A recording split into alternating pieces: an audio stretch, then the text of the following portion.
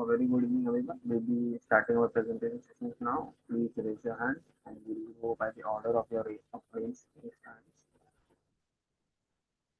So, as you can see, first we have Manchikatla Manoj with us. Come on, you can share your screen and turn your camera on.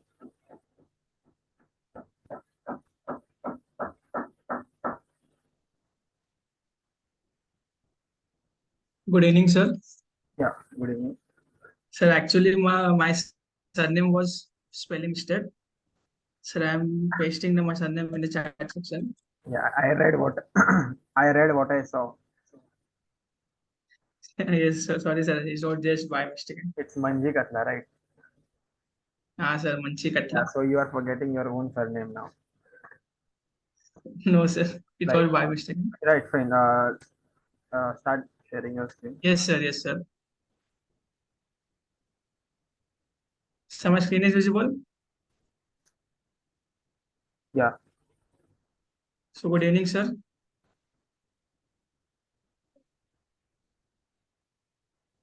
Sir, myself, Manoj Manchikatla. I'm from Web Developer Group. My project is real-time stock market data web application, and my task is to getting started and full walkthrough of Adalo app. So basically, what is an Adalo app? Adalo app is an non-code app development platform that allows individual and businesses to create and launch to create and launch mobile and web application without the need for extensive coding knowledge or expertise. With Adalo, you can create fully functional apps that include features such as database, user authentication, form, notification, and many more. The platform supports integration with various third-party services and APIs, allowing you to incorporate additional functionalities into application. So why one will use Adalo? In the market, there are very languages to make web application. So why we use Adalo? The first point is it is an no code required to make a web application. That allows individuals and business to create and launch mobile and web application without the need for extensive coding. Rapid app development. You can create fully functional apps that include features such as database, authentication, and user programmer. Launch your app ideas. The platform provides pre-built components and templates that you can customize to fit your specific needs, saving your time and effort in the development processes. The third point is cross-platform compatibility. With Adalo, you can build apps with both iOS and Android devices simultaneously. This saves you from having to develop separate applications for each platform, streaming the development and maintenance process. And the fourth point is integration capabilities. Adalo supports integration with various third-party services and APIs, allowing you to incorporate additional functionalities into your apps. This means you can connect your app with popular services like payment, gateways, social media platform, analytic tools, and many more. And the fifth point is cost-effective solution. Developing apps from scratch can be expensive, especially when hiring developers the project. Adalo provides an affordable alternative by eliminating the need for extensive coding and reducing the development time. And the last point is community and support. Adalo has an active community of users and provide resources, tutorial, and support to help you along the app development journey. You can find guidance, ask questions, and learn from others who are using the platform. That is Adalo. What are the key features of an Adalo app? Firstly, it is a visual interface with a drag and drop builder, allowing you to easily design and customize the layout and components of your app. This interface eliminates the need for coding and simplifies the app development process.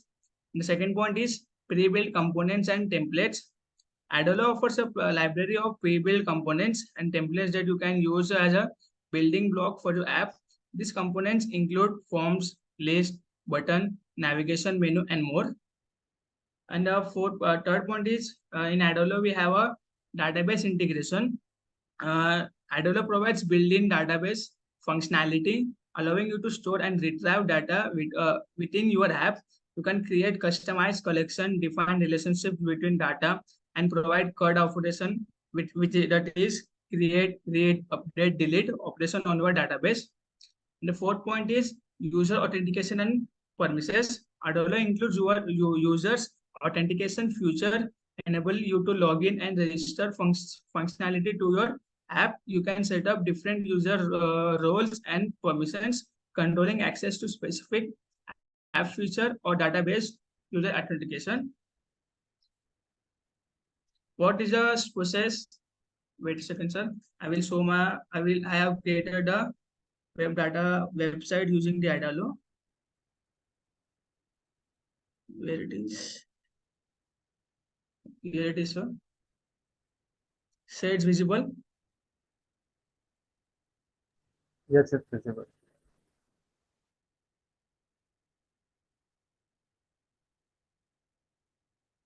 Sir, I have created a traveling up using Adalo app. This is the home page. Here is the navigation bar. This is the logo of my website. When we click on gallery, we can book several trips. Whenever we click on book trips, it will show us the list. When to, suppose my name is Manoj, mobile number, some random number, starting date, we have to select when we have to go, and the ending date. When we click on book trip, the response has been submitted in the database. Here you will see. This is the contact us page. Sir, actually I have kept the API, but it's not visible. I will see.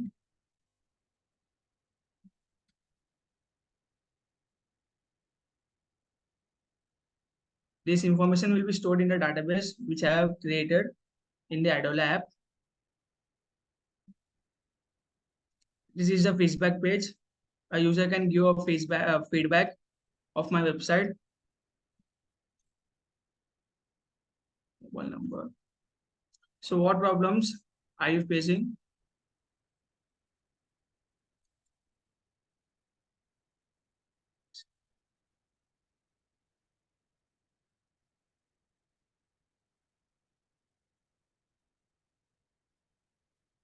It will also store in the database. It has stored.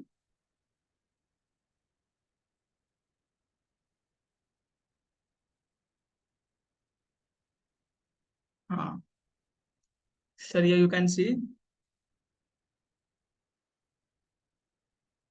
the in feedback section, one record has been submitted, and in contact us section, one record is submitted, which I have filled in the form, and in the book my trip, name, phone number, starting date, and the ending date has been submitted. So I will show how to create a basic website using the Adalo. Firstly, we have to click in the app, here the navigation bar, create new app. What kind of app we are building, we have to make. So I click on responsive app, which can be used in a desktop as well as in mobile. I will click on blank desktop first. Here I have to give a app name of my website. Suppose to-do list.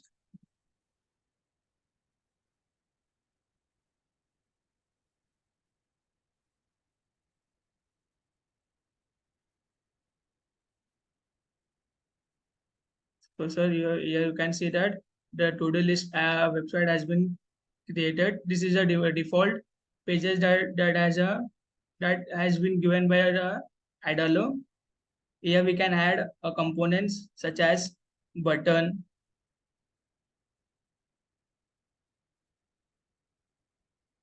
and many more form, images, navigation. We can also add a navigation bar at the top of this. This all are the inbuilt components that provides the Adalo app.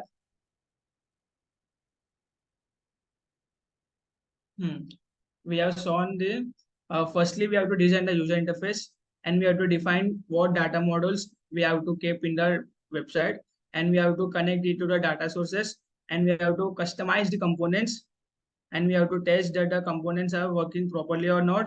And after testing, we have to check it is responsive to various devices.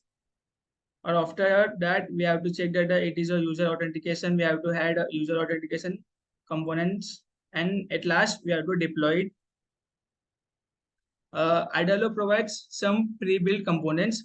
These are the pre-built components: button, forms, list, navigation, cards, image, media, maps, and authentications. So there are various options where to deploy the Adalo app. Firstly, it's a Adalo hosting itself, and we have also a option of custom domain. Another one we can also export the code to deploy the website. So these are the limitations of Adalo app where the user can faces. Uh, Custom code limitation. Adalo is primarily designed for no-code developer, which means there are limitations on writing custom code. While it provides a user interface and pre-built components, you may encounter restrictions if you require advanced customizations. And the second point is limited control over app performance. Since Adalo abstracts the underlying code, you have limited control over optimizing the performance of your app. Performance improvements that typically require manual coding optimization may not be achievable with Adalo platform. And it is a platform constraint, which means Adalo operates within its own framework, which means there will be certain platform constraints or limitation on the type of app you can build. The fourth one is potential for slower development cycles. While Adalo offers rapid app development capabilities, the no-code approach may lead to a slower development cycles compared to coding from scratch. And the last point is dependency on platform updates.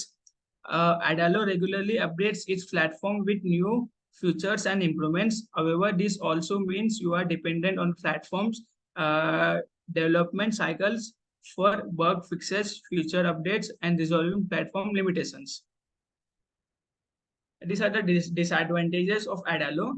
Adalo provides a user interface and pre-built components, which means there will be a limitation on their level of flexibility and customization that the user can achieve compared to a coding from scratches. If you have highly specified design or functionality requirements, it may find challenging to implement them without the platform constraint. So this is a conclusion. We have seen that the Adalo is a no code platform to which a web development that offers many benefits while creating web application, visual interface, extensive collection, pre-built components make it accessible to individual without coding experience while allowing a rapid protocol. So these are the references that I have used while making this PPT. This is the Adalo app, and this is a ChatGPT I have used for some points. So thank you. Anybody has any questions? So they are free feel to contact me through this email or a GitHub. Thank you. Right, I believe your presentation is over. Yes, sir. Right, so let's talk about the PPT first. See, the PPT was short and simple, but yet effective because you covered each and every point in your PPT. Right.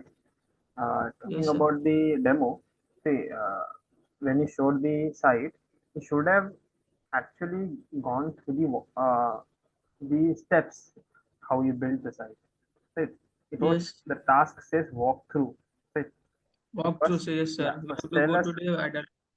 first tell us about the what features that app provides, like the buttons, and then there are the compartments, sections which it Sir, I have provides. covered it in the PPT. Yeah, I know, but I'm trying to say here the flow, the flow. You Yes, sir. should have gone through that, and based on that, what you should have shown us what you have created afterwards, right? Because there were so many things which was present in your demo, but wasn't explained in the PPT. worksheet. Yeah, and then secondly, when you showed out your website, right? So when Yes, you sir. were entering the customer details, it wasn't getting stored. I believe it's stored Yes, in sir. the It's backend getting part. stored. I know. Uh, Yeah, it's getting stored in the backend part, but as soon as I hit submit button, there is no like hmm. So pop up it's loading. like It's take while time. okay, I have now that it's a pop up. yeah. So you should be na because it's a website, right? So why would I use your website if it's not efficient, if it's not responsive, right? That's what I was getting here to. Secondly, can you tell me some other application of Adalo app? Like here you use for terrorist tourism attraction, right? So Uh, tourists can visit different places. What other aspect can you think about using this Adalo app? Sorry, sir. I didn't get. What other application can you think about for this Sir, app? your voice is delayed. Delaying. Sir, your voice is delaying. Right, I'm asking. Hello. Oh, yeah, can you hear me now? Yes, sir. Yeah, so I'm asking what other application can you think of about this Adalo app? What are the application? Acha, acha. Okay, sir. Uh, we can make itself my project real-time web application, Like that's and there are many other doctors' website we can also make through this using Adalo app, Adalo. Okay. which was my first task I have built in the Figma.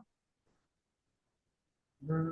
Okay, now you are creating your own. Okay, so what could be the challenges? What are the challenges you faced using during this website building? Within this website. Challenges. You can't think of any. Sir, I saw it in the matlab, YouTube tutorial. Okay, Through that, I have built follow. on my own. Okay, okay, okay. I get it. Right. So yeah, that's all.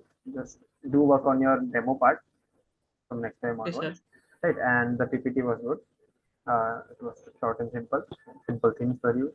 It was well, structured way, in a well structured way, and then there was pointers, liners, which was good about the PPT. No such paragraphs congested in one slide, Yes.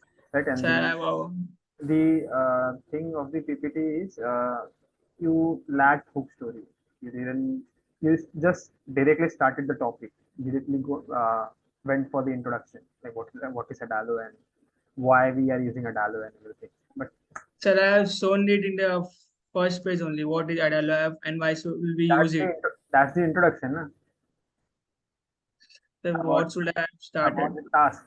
Why, now you yourself said कि you have built the doctor's website page, right? So Yes, sir.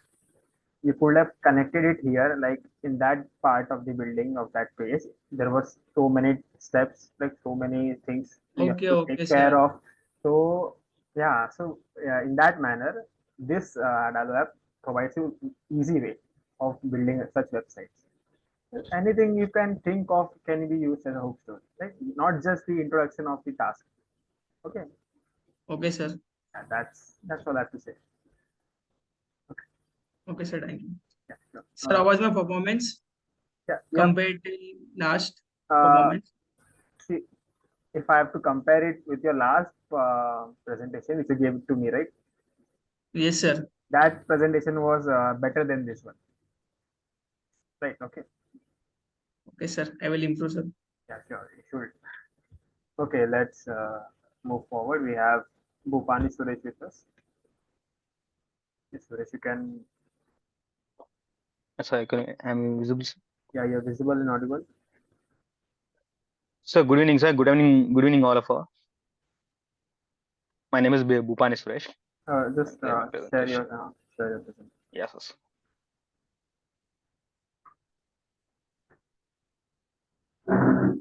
So is my screen is visible, sir? Yes.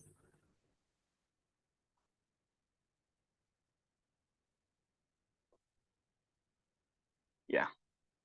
Good evening, everyone. And this is Boopani Suresh. And the given task was to me was future location prediction using data IQ. Okay. Let's go to table of content. The content has the introduction, literature review, flow of the project, final result and output, demo, conclusion, and questions. Okay. Introduction. For example, imagine a world where your phone could predict where you are headed next, or where emergency services could anticipate where accidents might occur. Yeah, this is the world of future location prediction, and it is game changer for industrial across the world. Okay.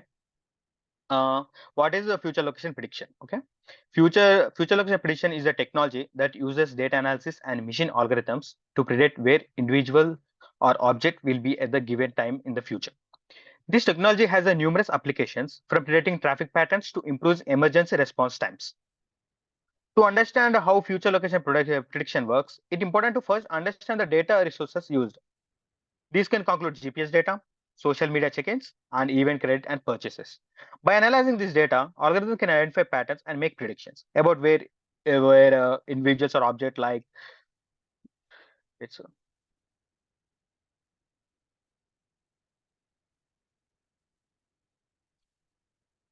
likely to be in the future. Okay. Uh, I will say one example. What is the future location prediction means? Um, um, for example, you have a elderly elderly ones in your home, like your grandfather, grandmother, etc. Okay. Future like prediction, what we'll do is it is to remote patient monitoring if their health is not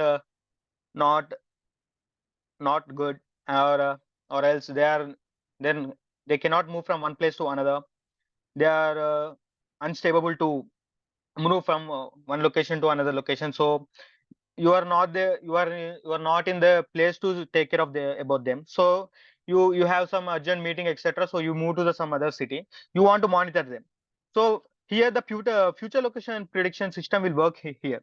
Like, future location prediction can use for remote patient monitoring, ensuring that patient receive timely assistance if they deviate from their expected locations. Okay, the timely they get in the medicines, or also if the moment if they if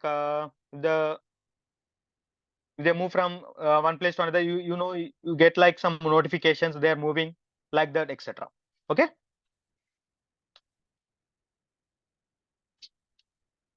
And what is data IQ? Data IQ is a platform. Wait, first I will read. Data IQ is an advanced end-to-end platform for data science and machine learning operations. Okay, it provides a collaboration and integrated environment that enables data teams, including data scientists, data analysts, and engineers, to work together efficiently in entire data lifecycle, from data preparation and exploring to model building and deployment. And DSS, data IQ. What is data IQ? I will say in a simple way.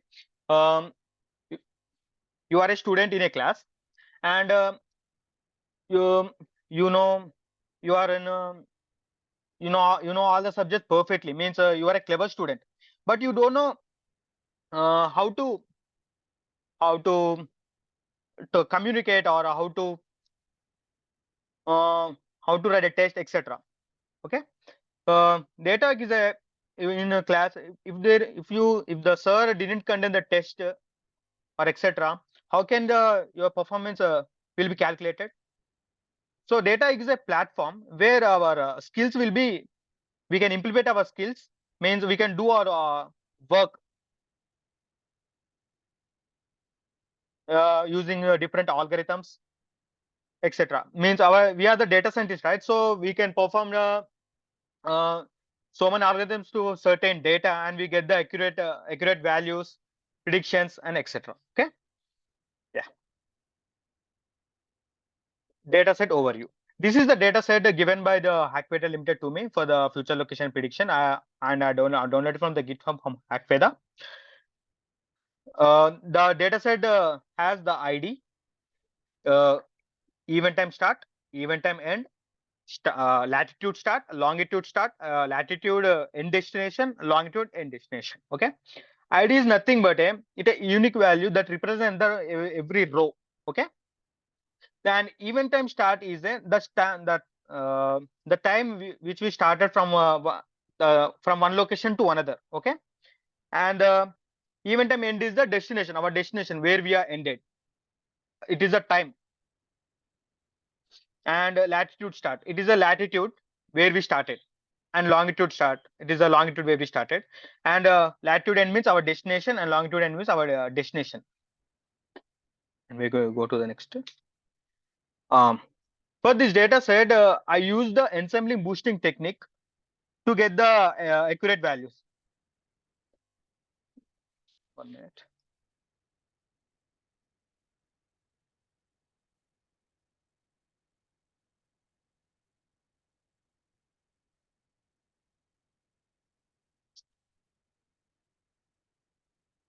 Yeah, ensembling boosting technique. Ensembling boosting is nothing but, for example, I will say you can see this model, right? Model A, model B, model C. For example, you are three friends. You are planning for a trip. Okay. We can assume that the model A was friend A, and model B was friend B, and model C was friend C. And what the friends were doing, right? For planning a trip, they need some planning, right? So what friend A will do is he will book the hotels. Okay. Friend A will book the hotels, and friend B will take cost management, how is the pricings, and how much they require for per head for a trip, and etc. And friend C will do like he will search for them from restaurants for food, etc. Okay, the combination of these three ensemble in one screen, and means ensemble in one paper, and they will then plan a trip. Okay. Friend A, friend B, friend C, and they get together, and they collected data, they'll put on some paper, and they plan the data, and this they putting is called ensemble. They combine the both three friends gather the data, and they ensemble it. Like that, this ensemble boosting technique will work. Okay, ensembling means, what is boosting? For example, we take one data set. What will it will first it will take classify into model one, and the second it will run into second, and it will run into third, and combination of three is called ensemble, and final prediction will occur. Okay. Yeah. Yeah.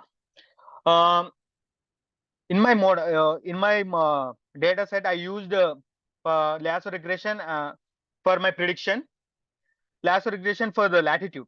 Okay. Lasso regression stands for least absolute shrinkage and selection operator. Lasso regression is a regression technique. It used over regression method for more accurate predictions. This model uses shrinkage. Shrinkage is where data values are shrunk towards the central point as a mean. The lasso prediction encourages simple space models. Examples: years of experience, the number of years and employees has worked, education level, a category variable indicating the higher level of education. Job position, job titles are positions of an employee, junior analyst, senior engineering manager, etc. Technical skills, a numerical rating representing the technical skills of an employee. Communication skills, and a numerical rating representing the communication skills of an employee. Leadership skills, a numerical rating present the leadership skills of an employee. How this lasso regression work is, if there is a data, the data didn't give the perfect accuracy. Okay. What will the data has misclassifications, etc. So many. Okay. What the lasso regression do is it will shrink the data to the shortage, where the shrinkage data get valued. This shrinkage data shrunk towards the central point as the mean. Means it will shrunk towards the mean and in middle point. Okay. And last approach encourages simple space and models. And what is exhibit? This is another algorithm I used for my model to get the accuracy. Okay.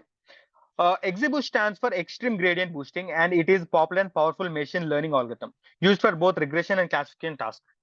It is an optimized and efficient implementation of gradient boosting, a boosting technique that combines the prediction of multiple weak learners, typically decision tree, to create a stronger and more accurate predictive model. I can say that for example, in a class, there are 50 students. Okay, in 50 students, 25% are clever students, and 50 members are the dull students. What the sir will do? Sir will totally concentrate on the dull students, right? Because they don't know the subject completely. But the clever students know how to do it, how to learn, and how to write the test, and etc. They do know all the well, but not the dull student. Dull student don't know the how to write, etc. And they are not perfect in some subjects. Okay. So what the sir will do, he will totally concentrate on that dull student, and they implement them, and to write the test uh, to get pass marks, etc. Like that. Like that only, XGBoost give the boost to the weak learners, means weak data sets, and make that data set stronger and more accurate predictive model. Okay, this is the picture. This is my model representation. My model, how my workflow, how I did my project, and etc. Okay. I will give the demo after that, after my PPT. Okay, you get clearly of how I applied my lasso regression on latitudes. Um, why I'm using the lasso and XGBoost? Why not another? I will say in the last slide. Okay, applying the lasso regression on latitude. See, this is our data set. You can see that. Oh shit.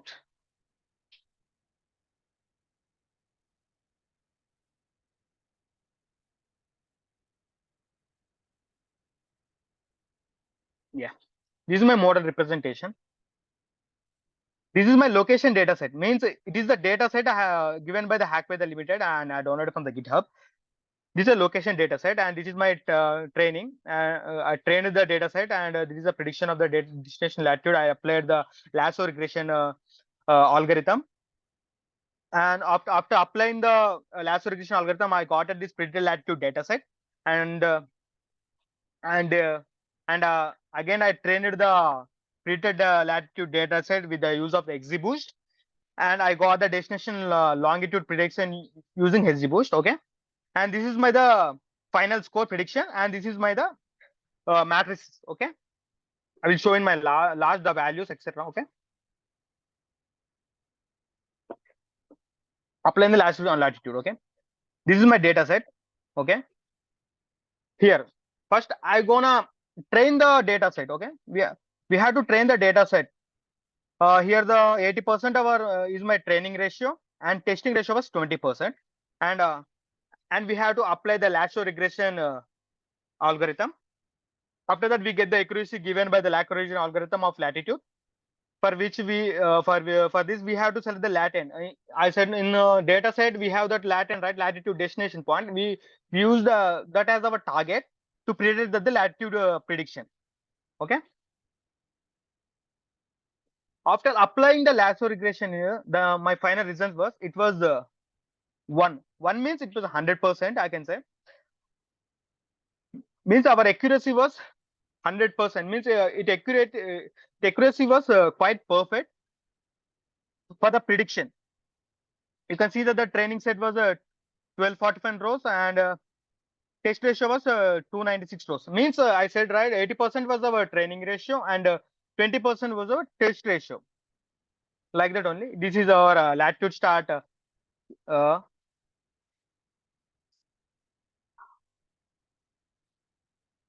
and this is the accuracy. I got 100%. So I can it predicting the it predict. You can see that the predictions for after applying the lasso regression, and after that applying the execution longitudes, same like lasso regression. This is what in lasso regression, what we did, we take the raw data set and we applied it to lasso regression. Okay, in execution, what we are taking means, first after applying the lasso, we got some data, right? Wait, I will show. Yeah, this is after applying the lasso regression algorithm, we got the prediction of the destination latitude. We use this is our we use prediction of destination latitude as our data set in XGBoost as our first data set. Okay, and again we have to train the predicted latitude data set. Our 80% is the training ratio and 20% is the testing ratio, as I said. And after applying the XGBoost algorithm, we get the accuracy given by the XGBoost algorithm of longitude. For this, we have to select the long end as our target, because what we are going to predict, we are predicting the longitude, right? For this, so we have to select the longitude end as our target value. Okay. After applying the XGBoost, I got. See, you can see this also got the 100% accuracy. We got 100% accuracy. So it is also creating the right values, right prediction. It's creating the right prediction. Okay.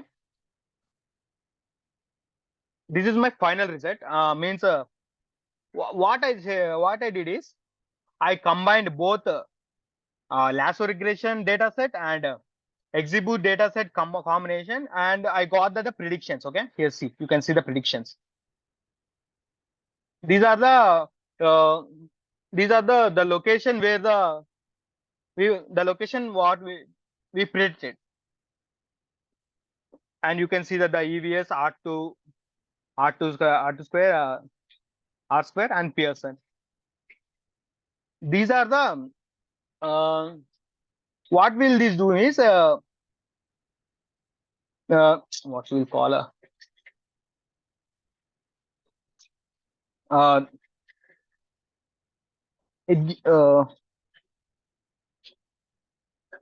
will do is it will calculate 0 to 1, and where our value is near to less than 5 or less than 5, it is the low accurate value. It's okay. When it is greater than 5, it is high accurate value. Here we got 0.99, which is 99%. We got our accuracy in R2 square, and in Pearson also we got 99% as our accuracy. What Pearson will do is it take that in R2 square, in R square it take the 0 and 1. In Pearson it take -1, 0 and 1.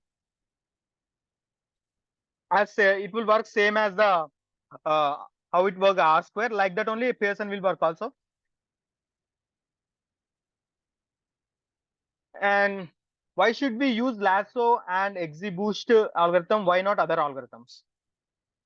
So why I used lasso and XGBoost in my given data set? Why not other algorithms? Okay.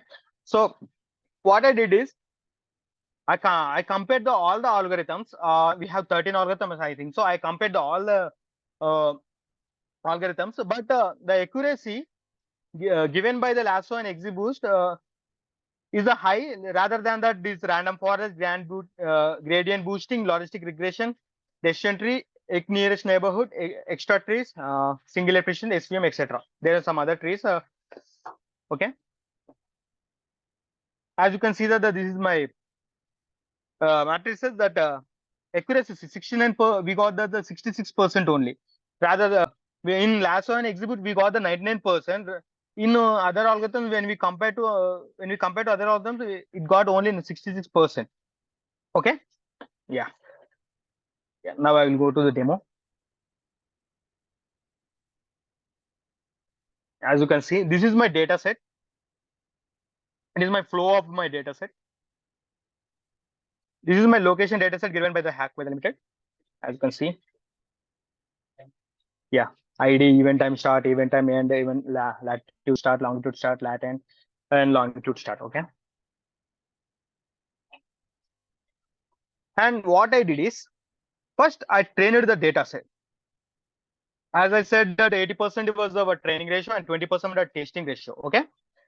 And after that I applied the lasso regression, and after applying the lasso regression,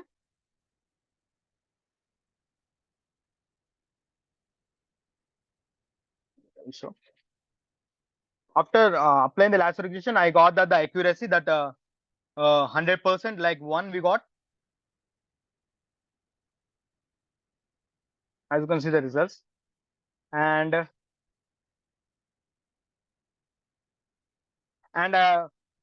this is the data set. After predicting the prediction of the destination latitude, I taken the same data set, predicted after prediction low, it predicted, right, predicted latitude data set. I taken that predicted latitude data set, and again I trained it. As I said that 80% was a training ratio and 20% was a test ratio. And I applied the XGBoost algorithm.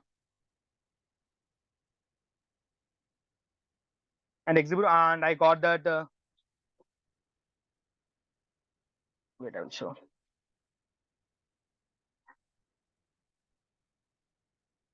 Yeah, as you can see, this is my final predictions. Okay, I combined both the latitude and longitude by applying lasso and XGBoost. This is my final predictions. The location of the location of the location I predicted. Okay, where someone, for example, we take a man, uh, a person, he want to move from one location to another. He know that the starting location, and and he know the time, but he don't know the where he would reach and etc. Here, okay, this that person uses the future location prediction as a, he can predict the where he can go on his daily basis. Okay, this is my final predictions, as you can see.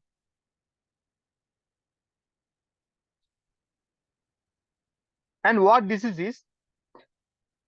as I said, why I used lasso regression and XGBoost. First, I implemented a model where you can see where the data set is, and you can use all the algorithms in one data set, and we can compare that, like that. First, what I did is, you can see that the latitude start and longitude start. I combined this latitude start and longitude start and created this column longitude start destination, and I commanded the latitude end destination and longitude destination. I created this column end destination. This is the recipe I created for my data set. It is called a location data set. You can see.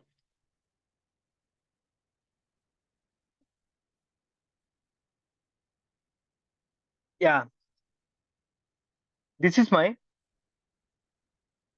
I taken that decision tree as an example for comparison.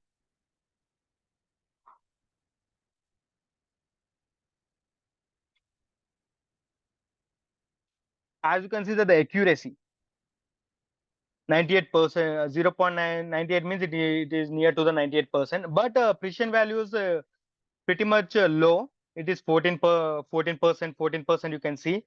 Whereas in lasso and XGBoost regression, it is the 99% it's showing. Means lasso and XG are performing great than this uh, decision tree. Okay.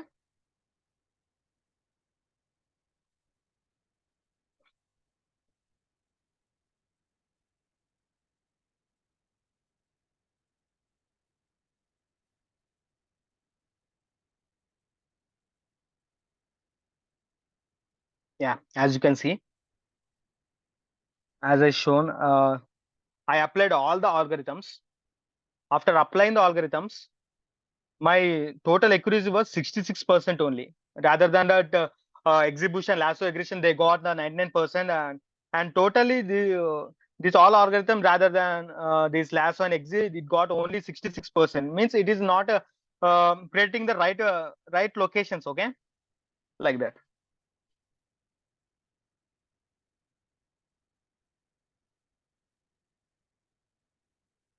Yeah. Conclusion. What we did, I will say in brief. Okay, we aim to predict future location based on the given data set. We use ensemble method to get best accuracy for given task. And first we perform lasso regression to get latitude and XGBoost to get longitude. And also experimented with other algorithms but failed to get the desired accuracy. Hence we concluded that combination of lasso regression and XGBoost gives the best accuracy. Okay. Okay. Any questions, you can contact me on my email, and I'm feel free to give the answers. Okay. Thank you. Thank you so much, sir. Right. So your presentation is over, right? Yeah, sir. Yeah. So let's talk about few basic things. See, you elaborated your presentation, your topics, your tasks were, basically you have covered each and every aspect of the task, right? Right from the beginning, you started giving examples, real life examples, the intro part using hook story of. Uh, Now you have used so many examples in between. I have forgotten the very first example, right? So that's the effect that you have given through your presentation. See, uh, although you use good examples, real life examples while explaining your task, Yes. but there's Yes, sir. there's this thing of practice. So Yes, sir. as I can see that while giving your examples, your you are breaking out, uh, and there was Yes, like sir. But no this proper. is my first presentation from my Achha, okay, it's your first. full. Yeah, so that's fine. That's fine. If even if it's your first presentation, try to be ready with what you are going to say, right?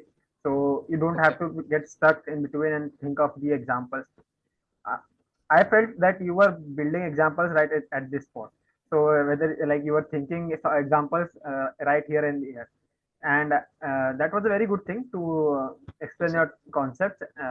But you should practice first before giving actual presentation, so you don't get stuck in Okay, sir. between, and the flow continues, right? So it shouldn't happen like the audience should feel whether this person has prepared or not, right? Okay. So that's what I'm trying to say here is. And secondly, in your PPT itself, there are so many slides where you have used paragraphs, right? You are explaining the term, right? And you are already talking about the task, right? So no need to add so many paragraphs. Just Okay. add pointers. And for the reference, you can see previous presentations happened already. You must have been given link for that. Check the Okay. channel. You'll get what I'm trying to say here. Just replace those paragraphs with liners, pointers, and because you Okay. are already explaining them, so no need to read those paragraphs. Just explain it. Okay. Just yeah, using points, sub points, and that will be more than enough. Your your demo part was very elaborative. You explained everything of the demo part, lasso regression and everything. So it was well explained. It's just the Okay. practice which you can do to improve from your next Okay. presentation onwards. Okay. Okay. Yes. Sir. Okay, sir. Thank you. Thank you, sir. So next we have Vaishnav.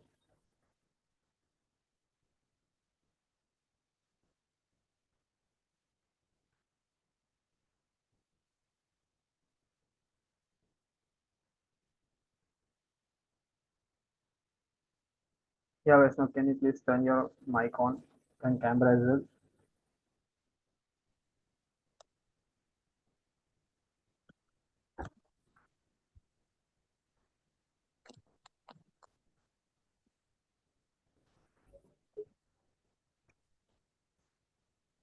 Hello. Hello, Yeah, good evening, sir. you're audible now. Yeah, good evening. Yes, sir. Yes, sir. So my project is develop Hackveda. Uh, just a minute, sir. So my project is a develop Hackveda Office Python scripts.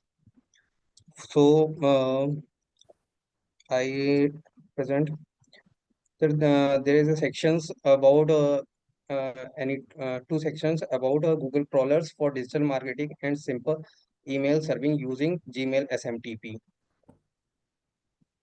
Google crawler unveiling the mechanics. Define a Google crawler. Unveiling the mechanics behind web indexing.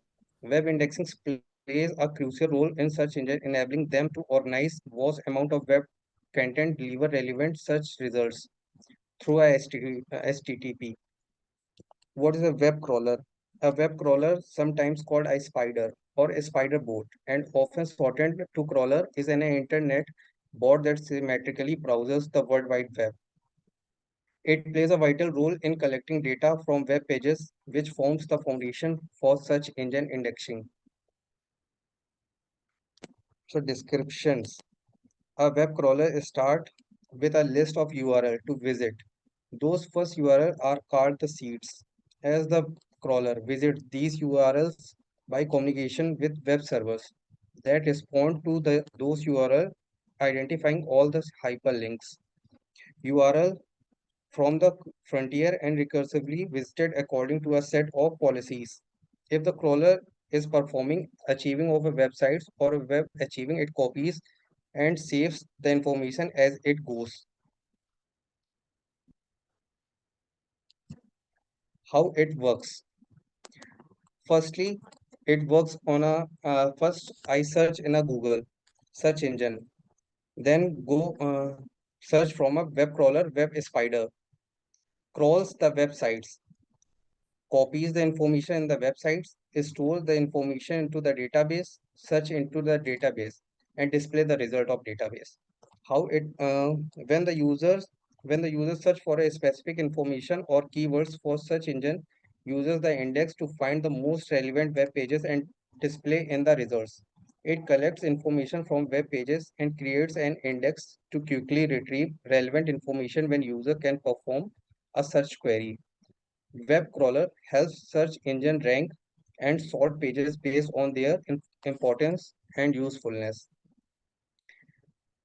Implementation libraries. How to it works through a Python implement libraries like a request, pandas, JSON through implementation by a code. Advantage: rich search features, freshness of search result. Disadvantage: potential of a content duplicate, dependency of website accessibility, incomplete indexing. Conclusion. In conclusion, Google crawler plays a crucial role in the functioning of a search engine by collecting and indexing, ranking web pages. Web crawling is commonly used to index pages for search engine. This enables search engine to provide relevant result queries. It simple mail service using Gmail SMTP through a next task. It is a tool through which we can directly send mail to client by running code. SMTP stand for Simple Mail Transfer Protocol. It is a protocol used for sending emails over the internet. Libraries used: SMTP. SMTP lib used to send mails to an internet machine established with SMTP server. MIME multi-purpose internet mail extension provide functionality for working with MIME message such as email parsing. Implementation: SMTP firstly sent to the sender through an internet SMTP mail server. Mail server receives and sent through the receiver by a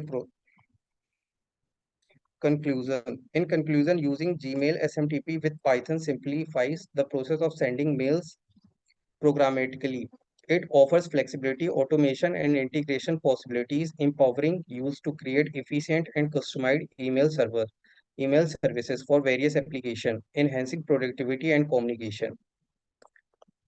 And I work for a code through a Google crawler. Google crawler import libraries like import request library for HTTP request. The import request used for like HTTP server or a request Import JSON libraries for data representation during transmission. Import pandas SPD libraries for presentation of a data in tabular form. Global variables, question list, keyword input, enter the value, what you want to search.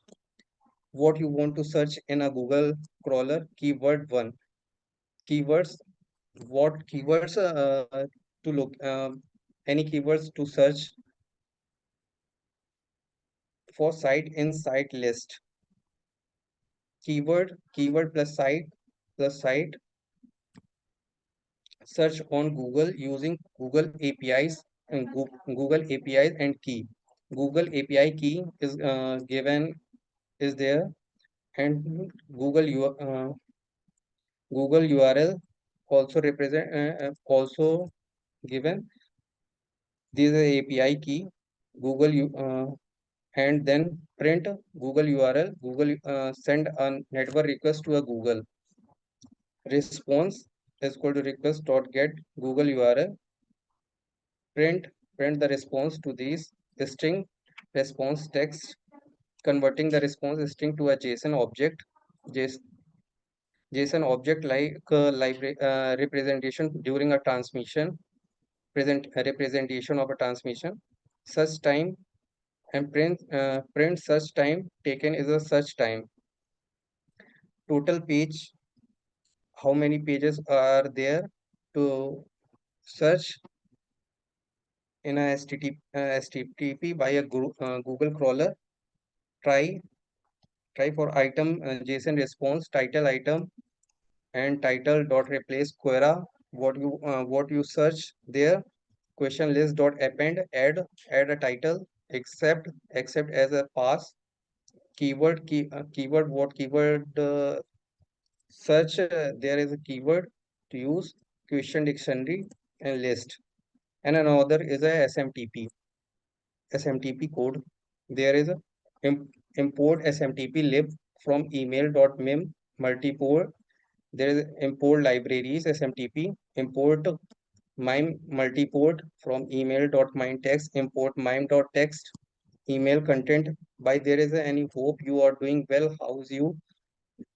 Sender address and sender password, receiver address, message, what we sent, and attach file, what to attach their message to send their file, and create SMTP session for sending mail. Creating SMTP session. Session is called to SMTP lib.smtp. Session is start list. Session login, sender address, and sender password. Text message as a string. Session send mail, and session quiet. Print mail sent to receiver address. So there's done my work, my PPT.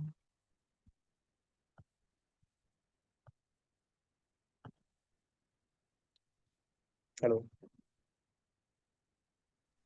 Right. Yeah.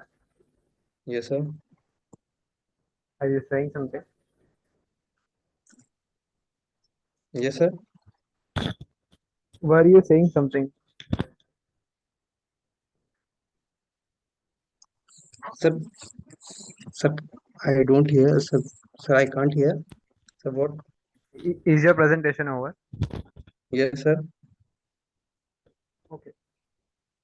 So, yeah, Vaishnav, is this your first presentation? Yes, sir. All right. So, I believe this presentation was Rust. So, you were assigned with a task which had two subtasks, right? Yes, sir. Right. And there was no hook story for a single one. So you directly started with the topic, like what is Google crawler, and then went out with the presentation. There Yes, were sir. pictorial presentation and flowcharts in your PPT, which was a good thing. But at the same time, can you just scroll up, Yes, sir. scroll up, scroll up, right on the sixth, right. So as you can see, you are using pictorial presentation with text, right? So instead of Yes, that, sir. instead of this, just use the picture in a single slide, right? Yes, sir. And in the Yes, sir. fifth slide as well, you can just take to the fifth slide. A fifth slide. Yes, sir. Yeah, here as well, you mentioned description of web crawler, but as you can see, the font size is very small, right? Yes, sir. Don't have to do like that. Just add liners or pointers Okay, sir. replacing this. Secondly, Okay, sir. uh, when you finish your Google crawler, like one subtask, then you have to show the demo part. Or Yes, sir.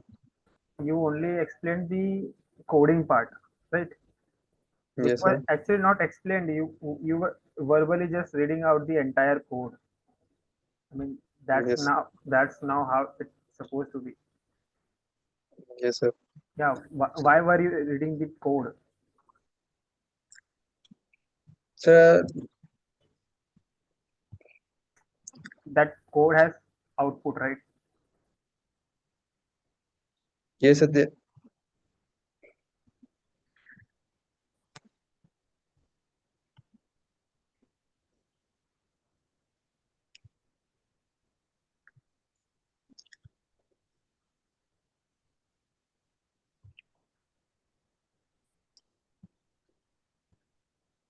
So, so there's not working. I don't know, sir. So there's a first presentation over there. I'm not getting what you're trying to say. Yes, sir. I'm not getting what you're trying to say. Sir, this is sir my first presentation. Sir, I don't know how to present an a code. How to Right. so So if next time I upgrade myself.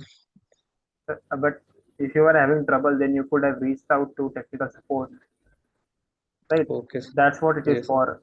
If you are having trouble or not able to complete the task, having some trouble in the coding part or the demo part, Okay, sir. that's what the technical support is for.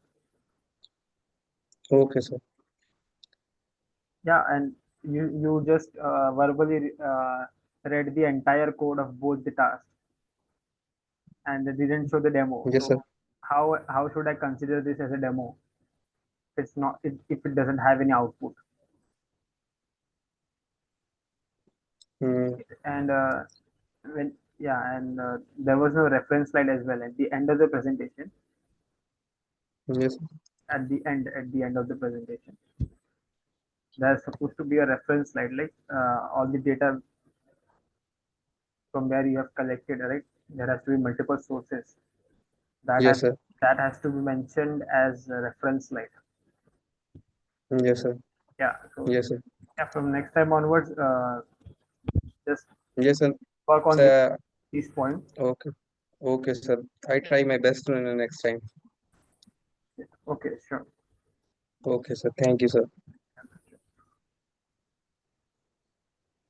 Right. So next we have Sivasri, Sasanapuri. Yeah, you can stop sharing, Vaishnav.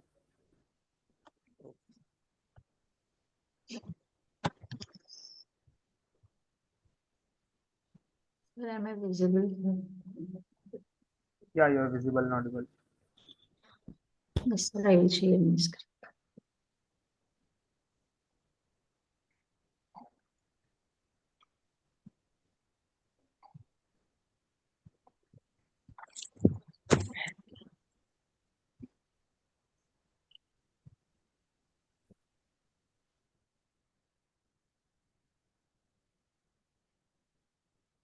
Sir, my screen is sharing too.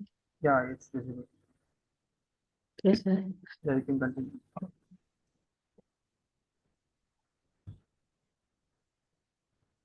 Yeah, you can continue. Okay, sir. Good evening, sir. My name is Sivasri, and my project name is Developing Stock Screener Application in Python, and task name is Overview of Project Synopsis.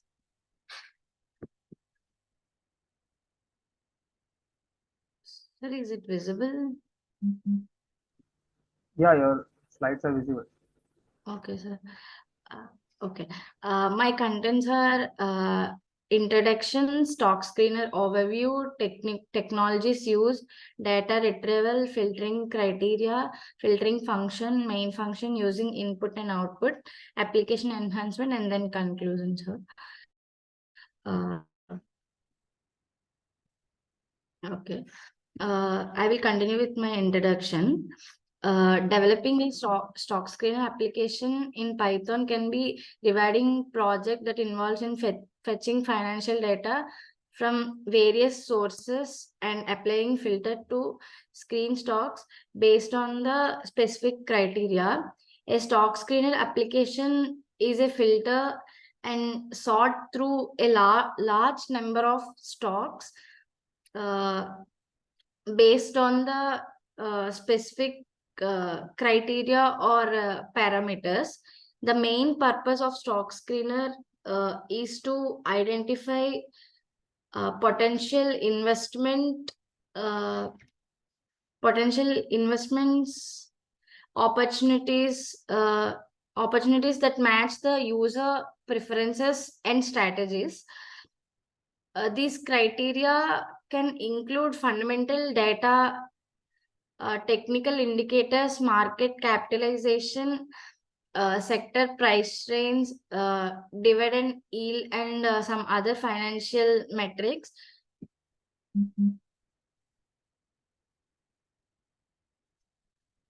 Several financial websites and platforms offer stock screening tools, and some brokers firms also integrate this functionality into their trading platform.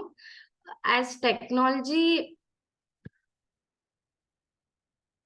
advances, some stock screeners may incorporate machine learning algorithm to suggest potential stocks based on user behavior and historical performances. In stock screener, the data retrieved in is essential for filtering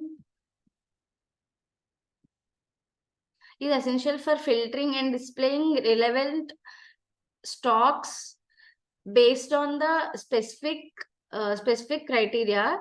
The data to be revealed typically includes various financial and market related to information for each stock. Here are some of the key data points commonly revealed in stock screener. To retrieve financial data using the YFinance library in Python, you first need to install the library. You can do using pip and bash. Pip install YFinance. Filtering criteria. Stock screening refers to the specific parameters or conditions applied to narrow down the universe of stocks to subset that meets certain predefined characteristics with their investment strategies and objectives.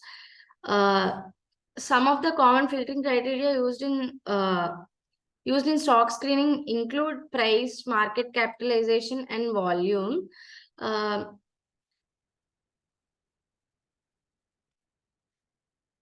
A filtering function in a stock screener is a core feature that allows users to narrow down the list of stocks based on the special criteria. It enables users to define the investment preferences and strategies, helping them identify potential stocks and match their requirement. By filtering function typically takes user inputs criteria stocks, returning the subnet stocks that meet specified conditions. Sir, here I will share my demo, sir.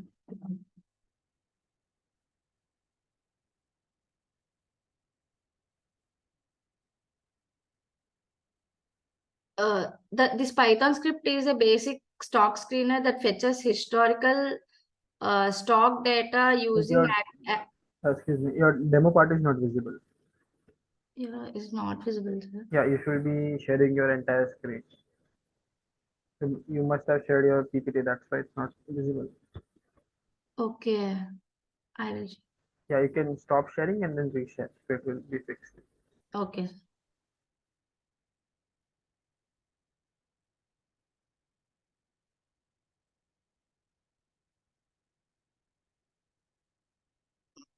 Is it visible, sir? Yes. Okay. This Python script is basic stock screener that fetches historical stock data using Yahoo Finance for a list of specified tickers. It then filters that stocks based on given criteria such as price range and minimum average daily volume. Let me explain each part of the script. Importing libraries. The script starts by importing the necessary libraries like pandas and yfinance for fetching stock data. Get stock data ticker function. This function takes a single argument ticker representing the stock symbol and fetches the historical stock data for the ticker using Yahoo Finance API. And filter stocks is the main function. Filters the stock data based on three criteria: minimum, maximum, and minimum price and maximum price and minimum volume. These three criteria are mainly used in the filter stocks. And stock screener function, this function takes list of tickers minimum and maximum price and minimum average daily volume as input. It iterates through each ticker, get the stock data, filters it using it is using the filter stocks function and stores the filtered data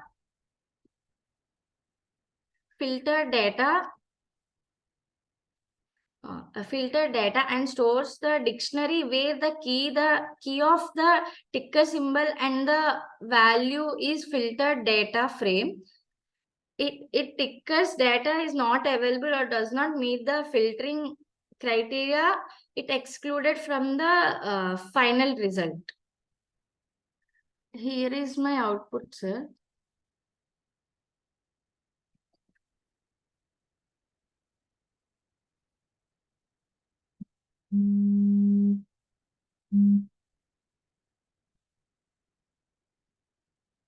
Yeah, it's up to today, sir.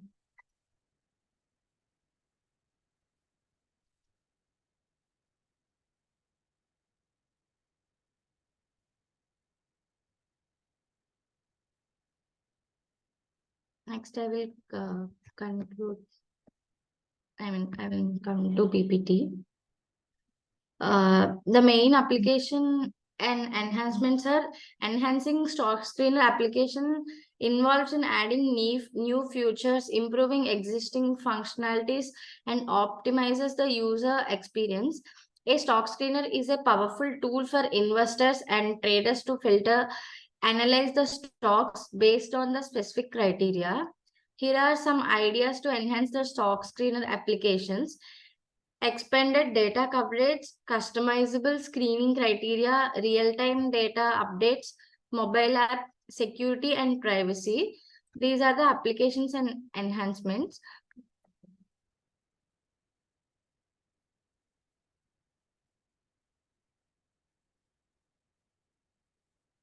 I will conclude it.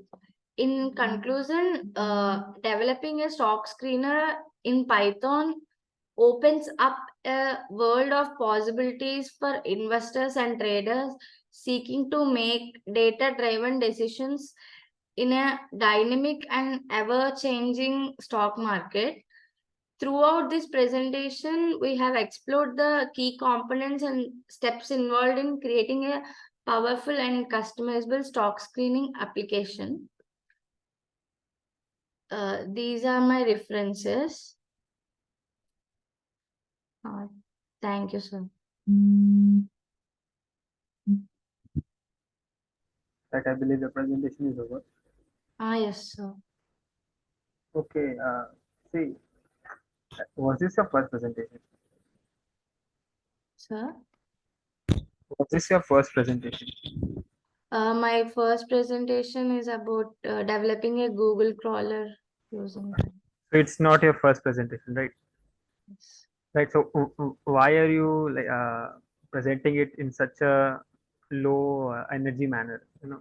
I actually here it is raining, sir. I am in hostel, and Okay. Secondly, okay. Talking about the PPT, see, you have included too many paragraphs in some slides, and the font sizes are like very little. So either you zoom the slide or just increase the font text size, okay, right? sir. And you are explaining all these points, right? Yes, So yeah, sir. don't have to add paragraphs about that point. Just add, Okay. yeah, add a pointer. Maybe I just explain in my way. Yeah, you can explain it in your way. You don't have to include the definition of that point. Right? Okay. In the earlier slides, can you just scroll up? This one, sir. This was the conclusion. As you can see, the font size is just too small. Okay, sir. Yeah, you don't have to conclude it in a paragraph manner. Right? It Okay. could be concluded in your own way. The pointers and liners will help. Right. Okay. Secondly, can you just scroll up? It's good that you are using pictorial presentations to and the graphs to make your concept more clear. Secondly, yeah, can you just scroll up? Here itself, as you can see, the font size is too small. Okay, sir. Right, so that shouldn't be happening. Not repeated. Here itself is just not readable at all. Right? Okay. Yeah, filter function, as you can see, we have used a good filter pictorial presentation on the left. So it's adding 1 or 2 points. That's all a slide Okay. should be having. Right. Okay. Yeah, the flowcharts as well. Second, the technological stack. Uh, you're getting what I'm trying to say here, right? Yes, sir. Secondly, when you started the presentation, the intro You was are saying that don't involve, I mean, don't present too much matter. yeah, don't present too much. Involve some images like. Yeah, because they actually help. The flowcharts, the graphs, pictorial presentations, they are much more enough for someone to understand, and it's easy to understand it as well. Yes, sir. Secondly, when you started the presentation, you directly went to the introduction part. The overview of project synopsis, right? Yes, sir. That's right. So you directly went for the stock screener, and like what I'm trying to say here is there was no hook story. So Okay, sir. what did you do? What challenges did you face, and why are you doing this task? The why can be used for a hook story, right? So just try to have that hook story part so that you don't miss out in your upcoming presentation. Okay, just add hook story and then start your actual task presentation. Okay, Right, sir. and the demo part was good. You showed the code and it was actually good. It's just the PPT which has to be done. The formatting part has to be improved, and the inculcate hook story. And did you? Yeah, you can just scroll down to the last. Scroll down, like the 14, 15 slide. Right. So as there's like a reference slide, you have merged Q&A slide using a symbol, right? Sir? You have merged Q&A slide with the reference slide. Usually, after reference slide, you have to add a Q&A slide. Okay, question and Yeah, answer. question and answer slide, which should have your GitHub link or Gmail info. Right? Actually, I added Gmail in this. Yeah, so that has to be added in the Q&A slide. Another slide. Okay. Yeah, Q&A, and just add another slide, the Q&A slide. Right, so doing these small things will improve your PPT formatting much better. So it will help you in your future college presentations or anywhere you basically present. Okay. Then if you compare this PPT with the one which you will create afterwards in future, you will say, yeah, now you have improved. Okay, sir. And yeah, try to have energy while presenting. Okay, your expressions matter. Okay, sir. Yeah, since it was not your first presentation, that's why I have to explain you all this. Rest, it was an okay presentation. Thank you, sir. Yeah, sure.